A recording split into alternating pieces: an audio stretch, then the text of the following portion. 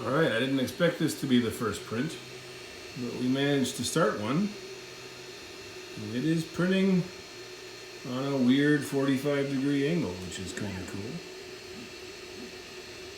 This is Chris. He helped me build it. Say hi, Chris. Hello.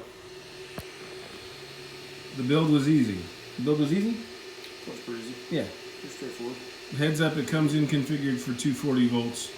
And if you don't switch it, it does absolutely nothing. But that's me, not it.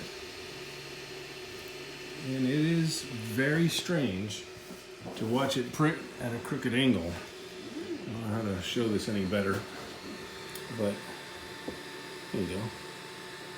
It is printing at a 45-degree angle, which is just strange. All right, so here's the end of this print. Pretty close to the end. Definitely some issues around the front edge. It needs to be, tuned. It doesn't have a good, it didn't grab that real well. It is sticking to the bed, which is nice. And it is super cool to see it print at a 45-degree angle like that. It's strange. It doesn't look normal. I can totally see how this allows it to then slide that off. Right? I'm kind of hoping I can either catch that or whatever and show it moving forward. So I'll probably stop this because it's probably got another maybe 5 minutes or so to finish that print. With the exception of the front edge, the actual print looks pretty solid, and there's not many like stripes on the layering. It looks pretty good.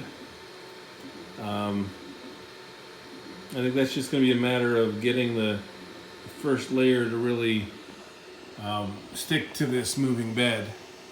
So I'll mess with it and try to tune it. But it is certainly neat. And the idea of it, the ability to do the mass manufacture of parts. If it can print that part, it can print a camera mount, not a problem, like a switch mount. So I'm happy with it.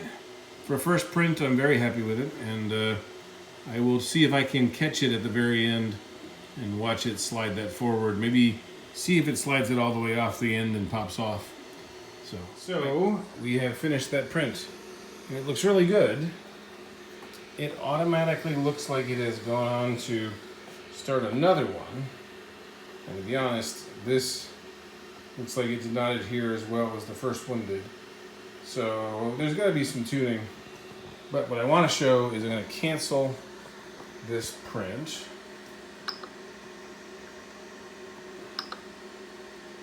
Yes.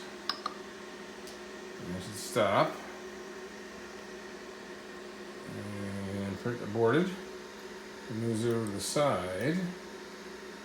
And then what I thought I would do is see if I could do motion.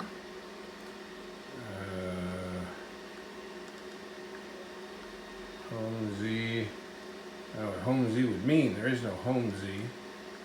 But I thought I would move axis Z.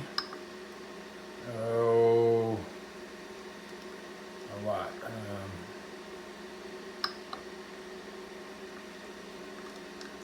I don't know, a couple hundred.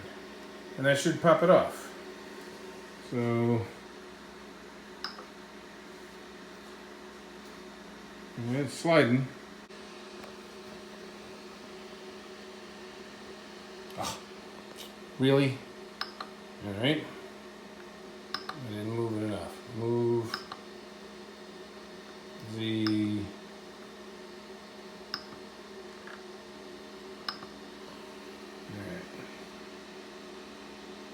go, should unadhere and pop right off.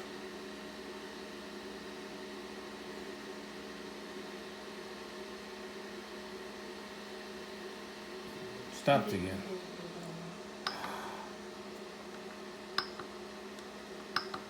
But I want to see it fall now.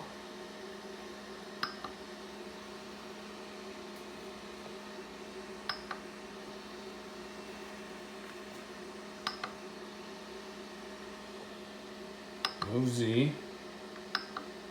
lot. Hey! Well, that did it. Alright, so here's the part. Here's the test part.